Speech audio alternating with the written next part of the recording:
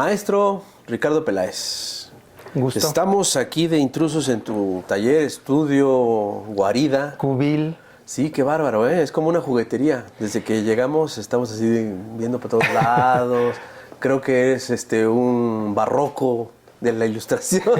No dejas un rincón sin agregar, sin rellenar.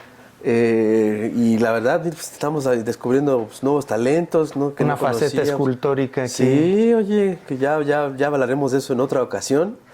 Pero estamos aquí para hablar de este crío. Sí. Este crío que se llama Fuego Lento, que estoy viendo que es una reedición.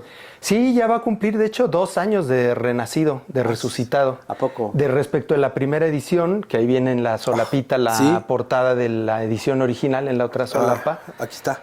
Esa es la portada original de la autoedición que hice en el 98. Ajá, eso veo.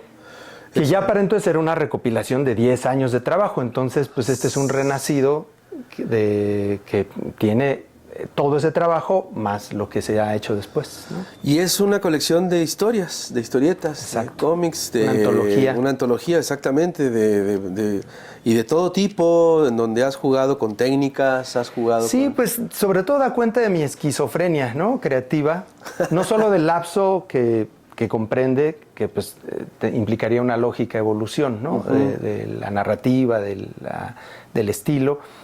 Pero además, a mí siempre me gusta variar el estilo, ¿no? O sea, jugar. Un poco para esconderme, para explorar, para jugar, para además adecuarme al tipo de historia también, ¿no?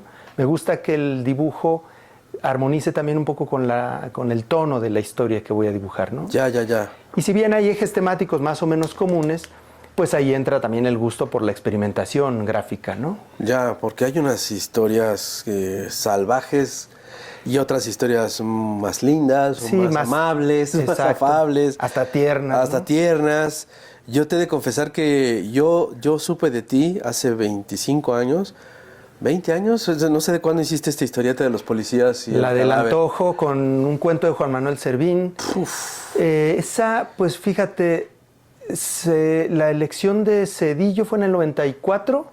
Entonces sí. Me acuerdo porque esa se publicó en la jornada semanal, que cuando era revista, se publicó esa historieta ese domingo de las elecciones de Cedillo. En ese año. Y ese año, el año previo debe haber sido, o sea, está dibujada como por el 93.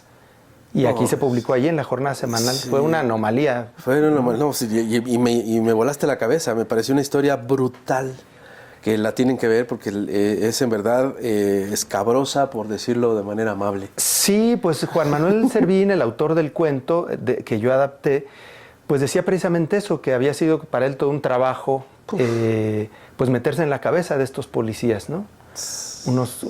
Ni siquiera son los dos, ¿no? No, es uno. Es uno el policía violador, ¿no? Le dice, estás loco, o sea, ahí y te espero. Entonces, pues es de eso se trata, ¿no? Además, dar cuenta de cómo la violencia ha sido una constante en este país como una forma de, pues sí, de sometimiento, ¿no? De conducta interiorizada, en fin. Sí, es un tema que me ha interesado mucho, el asunto de la lógica de la violencia, pero desde dónde nos surge como seres humanos, ¿no? Oye, también hay historias de amor. Exacto, porque pues creo que es la energía opuesta, ¿no? La violencia, amor y violencia. Claro, o sea, actuamos desde el amor, desde la compasión, desde la comprensión del otro o desde la hostilidad o la convicción de superioridad respecto del otro, ¿no? Muy bien. O sea, para mí cada vez es más claro que de eso se trata la disyuntiva humana, ¿no? Desde dónde actúas y para qué actúas. ¿Hay escenas autobiográficas por aquí? Sí, sin duda, sobre todo en las cuestiones sentimentales, las rupturas, los enamoramientos, los aprendizajes emocionales. Claro. Sí, mucho de eso sin duda está, ¿no? O sea, ese es un viaje interior, sin duda, el libro, ¿no? En el caso de algunos textos que adapté, pues sin duda textos que me movieron, precisamente por las temáticas, y en el caso de los textos o de los guiones personales, pues porque son asuntos que me incumben también. No necesariamente autobiográficos, pero sí de los dilemas éticos, emocionales, mentales en los que uno anda, y que como los he hecho todos estos a lo largo de los años, pues dan cuenta del momento en el que me encontraba, ¿no? Entonces, pues es como una forma de meterse a mi cabeza, ¿no? Órale. Oye, tú eres de los románticos de la herramienta para dibujar, pero ¿hay aquí algún trabajo digital? Pues algunos de los que son a color son en Ajá. digital, están dibujados. Este que se publicó en el Chamuco, el de Carajo, Ajá. el final del segmento de color, ese Está es brutal, dibujo sí. a tinta, pero color digital, ¿no? Ah, sí. El color es digital. Lo que pasa es que como pues venimos de una era, transitamos del cincel Sí. al pixel, Me gustó. pasando por el pincel, ¿no? Del Ajá, sí, sí, cincel, sí. pincel, Pincel.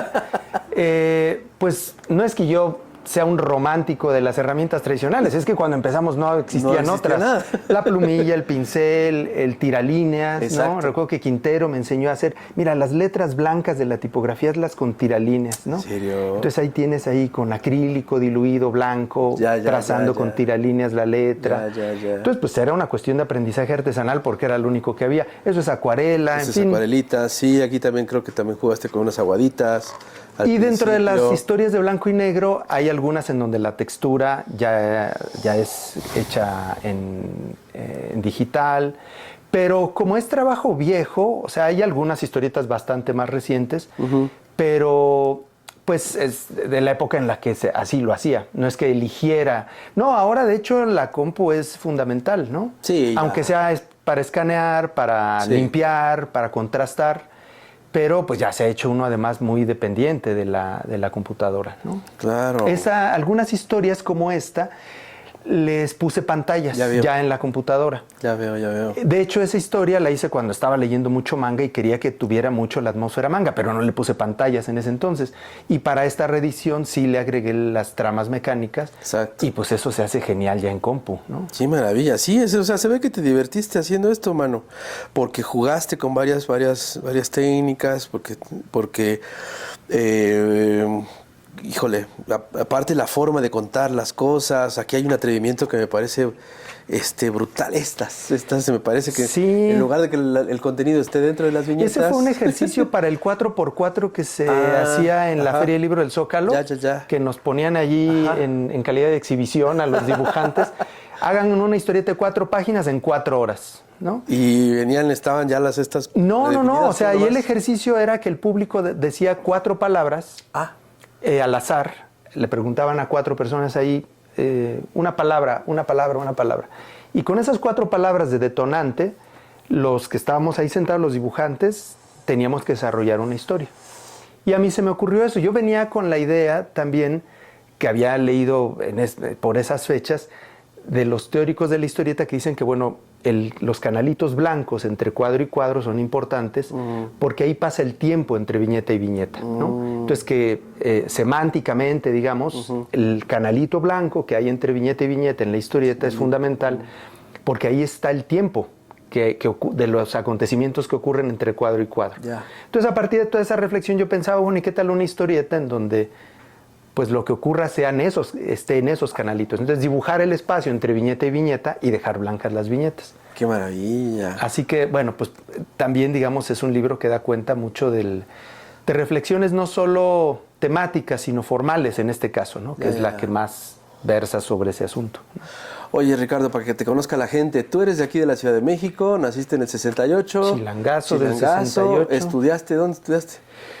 Estudié, pues lo más parecido a esta cuestión gráfica fue el diseño gráfico en la entonces ENAP, ahora Facultad de Artes y Diseño, Exacto. de la UNAM, en Xochimilco. Y fue una época en la que no había materias realmente asociadas al trabajo de ilustración. En la carrera de comunicación gráfica, que no fue la que yo cursé, había un semestre o 2 de ilustración, pero mi carrera, diseño gráfico, ni siquiera tenía eso. Un colega, maestro en ese entonces, al que aprecio muchísimo, Guillermo de Gante, era el único maestro de los pocos que trabajaban en cuestiones técnicas en materia de aplicación de color y dibujo y demás, ¿no? Que era técnicas de representación gráfica su materia. Pero de ahí en fuera pues se formaba uno para diseñador. Y se formaba uno mal, porque además el programa de estudios era medio caduco, deficiente.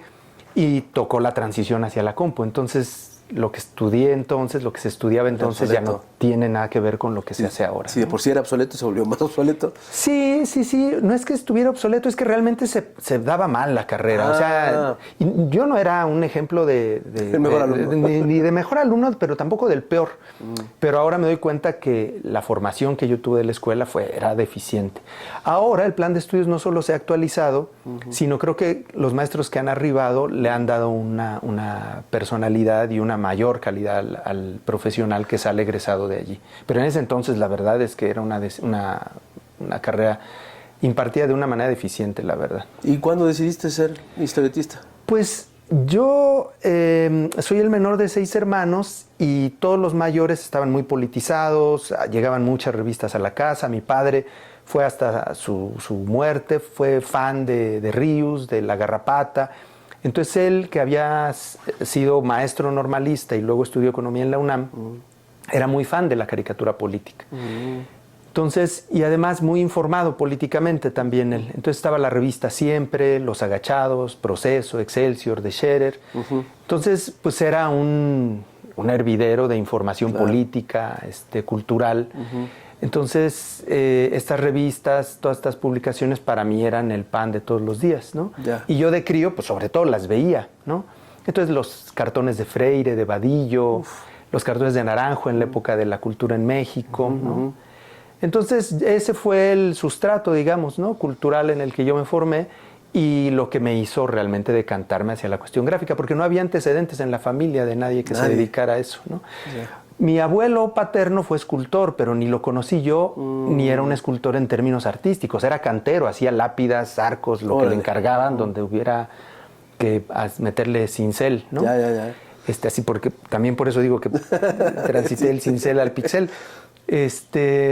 Pero pues de allí, ¿no? Luego a mi hermano, el mayor, que bueno, todos fueron decisivos, pero él se fue a vivir a Argentina y me mandaba la revista Fierro, una revista historieta que era extraordinaria, y él empezó a mandármela, y realmente esa fue mi licenciatura. Sin saberlo, me pagaba él la licenciatura mandándome las revistas Fierro, ¿no? ¿Y quiénes publicaban allí? Pues Mandrafina, los guiones de Trillo, Enrique Brecha, Alberto Brecha, Moebius, Muñoz, Eduardo Rizo, o sea, una constelación de estrellas de autores argentinos, pero también alguno que otro español. Entonces esa escuela para mí, o sea, yo aprendí a narrar con los maestros que yo leía, ¿no? En ese sentido, pues también fue decisivo el trabajo de Taibo, ¿no? Aquí publicando Sniff, luego Bronca, aquel periodo en el que publicó la colección de novelas mexicanas, episodios mexicanos, México, Historia de un Pueblo. ¿Cómo no? Y pues el cartón político mexicano, ¿no? Los monitos que llegaban en el periódico, te digo que estábamos suscritos al Excelsior en casa, entonces pues ahí llegaba El Príncipe Valiente, Mandrake, me gustaba mucho Educando a Papá, ¿no? Algunos dibujos me gustaban más que otros, pero entonces sí hubo un sustrato, sin haber una educación formal plástica o gráfica, este entorno cultural de revistas, de publicaciones, pues fue decisivo, ¿no? Entonces Ríos, pues lo leía yo primero por imitación y luego ya por interés propio. Por supuesto también Buggy el Aceitoso en Proceso, pero luego Inodoro Pereira, Ediciones de la Flor, que lo distribuía Gandhi en ese entonces. Snoopy, ¿no? Que también llegaban unas ediciones de editorial sudamericana, creo. Entonces, pues eso, yo creo que eso fue todo lo que me empujó, ¿no? De tal manera que pues a mí me gustaba dibujar, ¿no? De hecho, el plan de estudios de diseño gráfico cayó a mis manos por otro de mis hermanos, ¿no? Y de ahí dije, hay una carrera en donde hay 6 semestres de dibujo, pues yo ahí quiero, ¿no? ¿Y después de la carrera seguiste formándote? ¿O? Sí, ahí fíjate que coincidí justamente con Hernández, Hernández Monero. Sin conocernos entre nosotros, coincidimos en la revista Encuentro de la Juventud, que editaba el entonces CREA, la dependencia para jóvenes del gobierno de aquel entonces. Editaban esta revista, que sus oficinas estaban en Serapio Rendón, ahí en el centro. Era una revista que llegaba a la casa también, que yo leía. Y dije, bueno, pues si hay dibujos en blanco y negro aquí, pues, y si llevo mis dibujos a ver si me publican. Y así fui con mi cuaderno, llegué hasta allí, toqué, estaba el director, que era Rogelio Vizcaíno, me acuerdo. vio mis dibujos y dijo, pues está bien, me encargaron un primer dibujo y allí arranqué. Ya. Ahí conocí a Paco Ignacio Taibo, que él colaboraba escribiendo en esa revista. Un día lo vi llegar en su motoneta, y me acerqué, porque él era entonces director del suplemento de la Cultura en México, de siempre, que habían dirigido Fernando Benítez, José Emilio Pacheco, Monsiváis, y en ese entonces lo dirigía él. Mira. Y le había dado un giro también de un interés que a mí me gustaba, el giro que había tenido el suplemento. Ya se conocían en casa las novelas de Velasco Arán, que habían salido las primeras. Y pues me le acerqué, le dije que si había chance de colaborar ahí en la Cultura en México. Me dijo, sí, adelante. Pues yo era un mocoso de escasos 20 años. Y muy generosamente no solo me aceptó ahí para colaborar en el suplemento, sino además me encargó algunas portadas de sus libros de ese entonces, ¿no? Le hice como 3 o 4 portadas, o sea que fue sumamente generoso, ¿no? O sea, sin conocerme y sin tener yo mayor trayectoria. Y de ahí me arranqué, ¿no? O sea, recuerdo que la diseñadora que se hace cargo del suplemento me llamó para otras publicaciones y ahí fui, un trabajo llama a otro y claro, así arranqué. Tu paso por el Gallito Ilustrado. Por el Gallito Comics, el Gallito Inglés. Pero lo que pasa es que, bueno, pues yo conocía el 1+1, el Más o Menos, el suplemento de historietas del 1+1, que luego se transforma en el Histerietas de La Jornada. Y pues como lector yo dije, pues aquí hay un espacio. Llevé mis trabajos, por supuesto Magú me rechazó, pero los compas de mi generación, que también querían publicar, que hacían antesala en ese entonces, y Magú muy despóticamente pues aceptaba uno, los hacía esperar allí, ¿no? Entonces, bueno, pues en esas esperas, en el vestíbulo de La Jornada, estos cuates, Clement, Quintero, Eduardo Rocha, dijeron, bueno, pues vamos haciendo nuestra publicación, ¿no? Claro. Y ellos tenían un proyecto que se llamaba El Golem, así lo habían bautizado, no existía, o sea, fue un proyecto. Y cuando estaban ya cansándose de no lograr nada, abrieron la convocatoria, fueron a pegar unos papelitos a la entonces ENAP, y Ricardo Camacho, otro cuate, dijo, oye, pues hay unos cuates que están aquí invitando a hacer una revista de historietas. Fuimos y allí se conformó más o menos el grupo de origen, ¿no? Mira. Clement Quintero, en ese entonces Eduardo Rocha, Frick, Ricardo Camacho y yo. Y nunca salió el Golem como tal, ese proyecto se malogró, pero Víctor del Real supo de la existencia de este grupúsculo.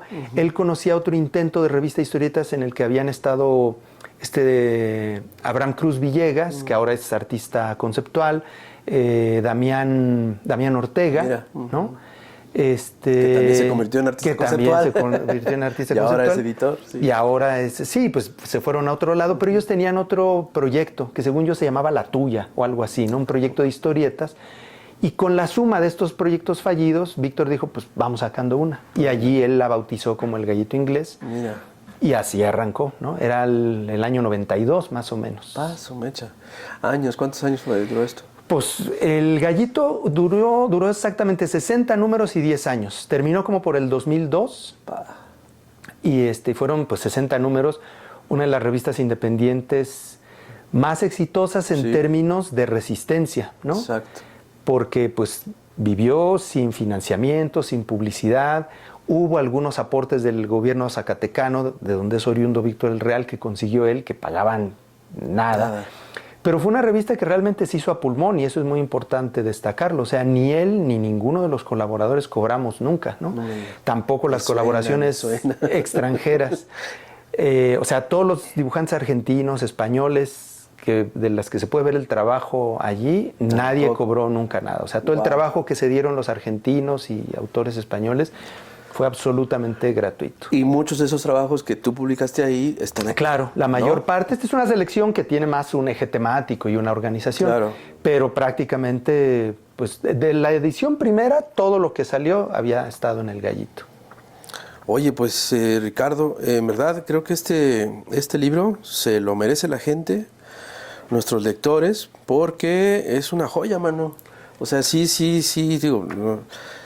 No me vas a dejar mentir, o mejor no me digas nada, pero sí eres uno de los historietistas más más chonchos que tenemos en México. Pues de los más tenaces, sí, eso sí. Eso sí, y chambeador, porque no te conozco un solo día de descanso, mano. Estás... Pues es la vida del freelance, tú lo sabes, o sea, Sí. realmente hay que estar, al no tener la chamba garantizada, pues cuando no hay uno se la inventa, ¿no? Y sí, y yo sí estoy convencido de que la gente debería de volver a leer este tipo de historias. O sea, creo que la novela gráfica, la historieta, el cómic mexicano ha estado es como un fantasma que de pronto va y viene. Sí. Tuvo un éxito increíble hace muchos años, se industrializó, Claro. en la época de Novaro y todo esto. Pero hay pocos novelistas gráficos en México.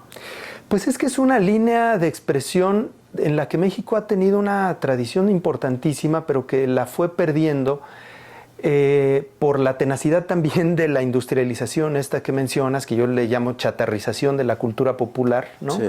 Pero le pasó al cine, le pasó a la música, Sí, le pasó a la historieta. Sí. O sea, cultura popular que en los años dorados existe la época de oro de la historieta mexicana, Claro. pero coincide con la época de oro del cine nacional, ¿no? Cierto. Pero luego entraron las empresas que lo vieron como negocio, lo hicieron enormemente exitoso como negocio, pero enormemente pobre como medio de cultura, de contenido, ¿no? Claro. Entonces yo formo parte de una generación que redescubrió la historieta como un medio de expresión, ¿no? Entonces veníamos más bien del cartón político, pero yo no quería ser cartón político, nunca me ha interesado mucho porque siento que es muy estéril, ¿no? O sea, digo, entiendo la trascendencia que tiene el cartón político, yo lo sigo hasta la fecha y tal, pero me parece que en términos culturales me interesa militar más desde la cultura, ¿no? Creo que en la cultura también se milita, y se puede militar políticamente sin ser panfletario necesariamente, o sin prestarle atención a la coyuntura, sino precisamente un poco entender más las motivaciones humanas que hay detrás, ¿no? Del político corrupto, del violento, del humano violento. O sea, creo que eso me interesa más, porque creo que es ahí donde hay que incidir para las transformaciones profundas también de la sociedad, ¿no? Claro. Digo, y sin ser necesariamente didáctico, panfletario en ese sentido, pues estas historietas dan cuenta de ese interés, ¿no? Más por el lado humano e íntimo del individuo, ¿no? Oye, pues ya nos dejaste picados. Yo no lo he terminado de leer, lo confieso. Además hay que leerlo como en mucha dosis. calma, en dosis, porque sí, porque más hay historias. Hay historias que dices, no, espérate tantito, Sí, sí. déjame ir a leer Alicia en el País de las Maravillas y ahorita regreso. Porque sí, eso es un compendio fuerte. O sea, tienes historias muy fuertes, digo, otras muy lindas, pero la mayoría son fuertes, y es la realidad. Vivimos una realidad también. Sí, puede ser crudo, pero es que incluso hasta la ternura es cruda, ¿no? O sea, Sí. puede ser crudo en más de una dirección, ¿no? Entonces sí, la recomendación es que se lea pues de a poco, porque además me ha interesado mucho la parte gráfica, ¿no? Entonces son historias que además se hicieron a lo largo de muchos años. Entonces, pues yo creo que también por eso conviene Claro. leerlas de a poco para ir saboreando la parte gráfica, que me ha interesado mucho también, que sea un motivo de exploración y de búsqueda, ¿no? Oye, pues en verdad muchas gracias por este trabajo. Señoras y señores, lo tenemos de venta en elchamuco.com.mx, en la tiendita del Averno. Sí, hay que dar las gracias a los sí. camaradas de la pura pinche Fortaleza Comics, a Enrique Buenrostro de Animal Gráfico, que fueron los cofinanciadores de este proyecto. Ah, sí. Que es bien importante la labor que están haciendo ambos, tanto Enrique Buenrostro como Logan, Tevin y Santarriaga de la pura pinche Fortaleza Comics, que están haciendo un trabajo de publicación de cómic, de novela gráfica, pues bien concienzudo, ¿no? Y además de manera financieramente muy responsable, ¿no? Entonces sí pagan regalías, o sea, no regalías, pero en este caso la recuperación, digamos, el porcentaje de lo invertido. Entonces sí, todo un reconocimiento a ellos. Y bueno, a ustedes, que además están entrando a distribuir material gráfico, ¿no? Pues que ese trabajo en conjunto creo que es esencial para potenciar la escena, ¿no? No, pues es que sí, hay que recuperar este terreno, creo, ¿no? Sí, y formar a nuevos historietistas, sí. Reunir a los que están emergiendo. Yo creo que podríamos hacer una muy buena escuela, o sea, hay mucho talento disperso, y además hay una tradición, es tradición en México leer monitos, o sea, es un país que lee monitos, ¿no? Sí. Desde el muralismo, que es una forma de leer monitos también, narrativa gráfica. Los códices son sin duda una forma de narrativa gráfica prehistórica, prehispánica, Pero pues yo creo que sí, ahí hay. Y bueno, pues en eso estamos, ¿no? Que vamos a empezar un taller allí. Eso sí, estamos dando aquí la primicia, vamos a dar un tallercito que ya avisaremos. Y también algo que hay que resaltar, es que ya hay cada vez más historietistas mujeres. Eso es fundamental. A eso le debemos dar las gracias al manga. Sí, ¿verdad? A la historieta japonesa. Fueron las que, el mercado que atendió más. Las animó. Al público femenino como lector de monitos.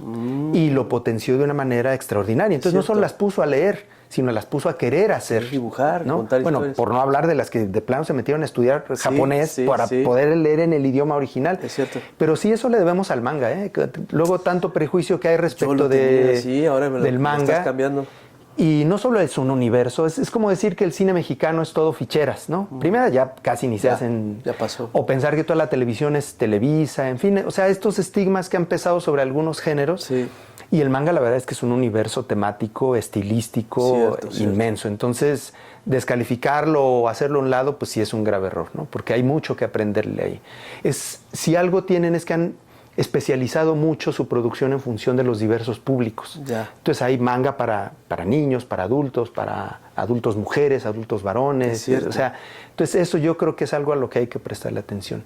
Y sí, sin duda, la frescura que han llegado a aportarle las autoras a la gráfica en general, al humor gráfico, al humor de un solo cartón, claro, y a la narrativa gráfica, a la ilustración, pues es fundamental, ¿no? Ahora son mayoría y lo serán más, ¿no? En la ilustración ya hay más mujeres que proponen gráficamente que varones, ¿no? Sí.